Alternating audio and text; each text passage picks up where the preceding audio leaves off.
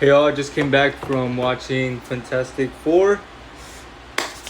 It was actually like one of the best Marvel movies. First of all, this is gonna be a spoiler review. Actually one of the best Marvel movies I've ever watched. I'm gonna say this right now. The best character for me, this movie was Sue Storm. Okay. So Reed Richards had he was the main leader. He was the boss. Like a lot of people are saying Sue's gonna be the main character or she's gonna be the boss of the Fantastic Four. No, sir, she is not. Actually, it is 100% Reed Richards. He makes all the decisions. He makes everything. But Sue is really the heart and soul of this movie.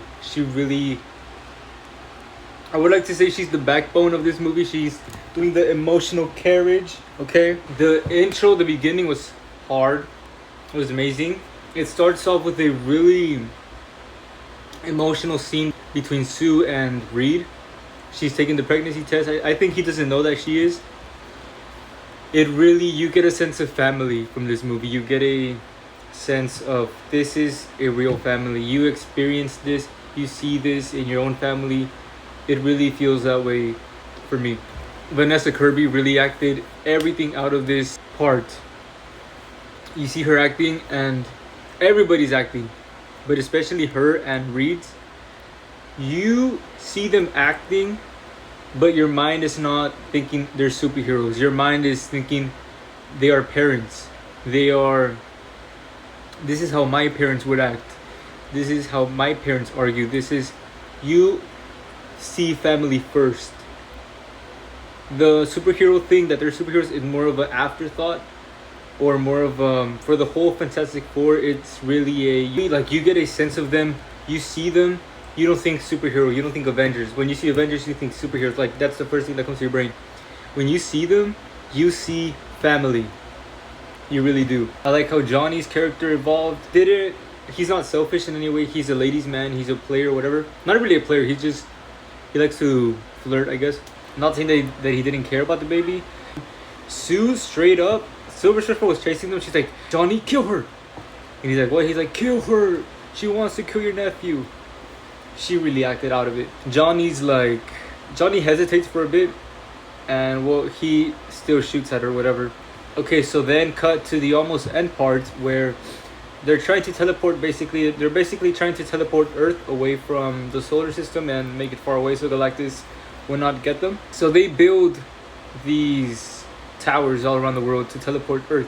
And then Silver Surfer comes at the nick of time. She comes, breaks almost every single one, and is going for Franklin. Johnny steps up. He flies towards her. And all this time, he collected audio samples from space and discovered basically that her name was Shala Ball and her whole story, right? So he did what he can to save his nephew. They treated Johnny not in a bad way, but they treated him like, a younger brother, a younger, annoying, a little dumb. Johnny is really smart, but that's how they treated him. But not in a bad way, just in like, shut up, okay? We're doing something. The adults are talking. That's the vibe we got from how they were with him. Ben is amazing. I feel like Ben really grounds the Fantastic Four. He's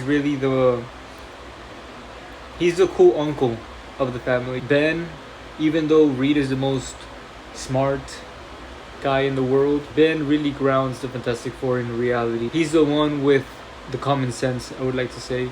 He tells Reed at some point, he basically is like, you're smart in all of this, but can you cook? Can you drive?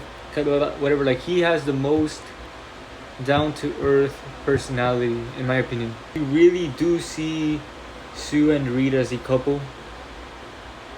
They feel real. They feel like parents. They feel like like how your parents behaved. That's how they behaved. I like how Reed Richards, even though he's a dad and he loves his son, yes, his brain works differently than everybody. He's the most intelligent man in the planet.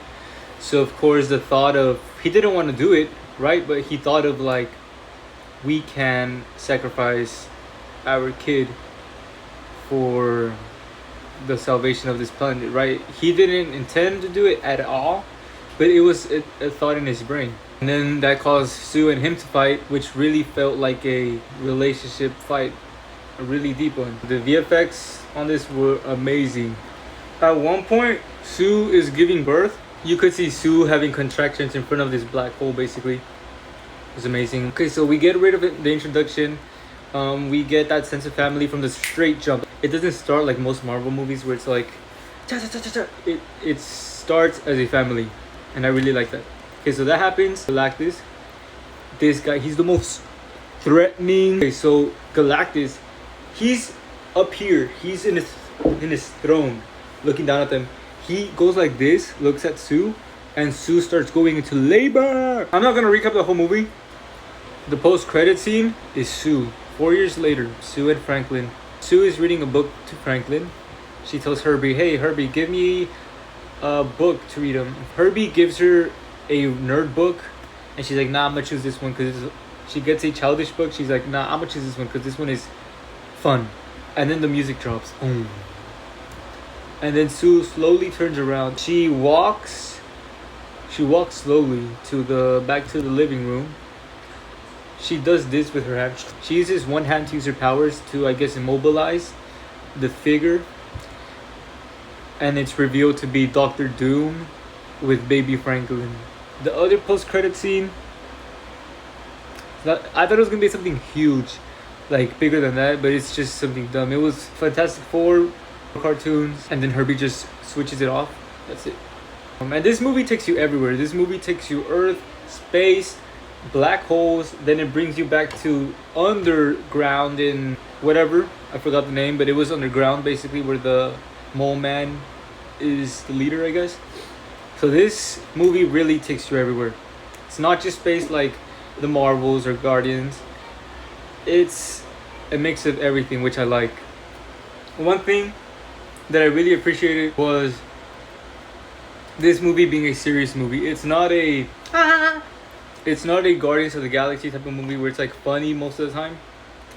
It really is. It feels like a family. Families have ups and downs.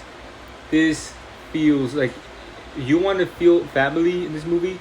You get that. But overall, I give it a, not even glazing this because I watched the old ones, the 2005, 2007 ones, and I had the video games and everything. No bias.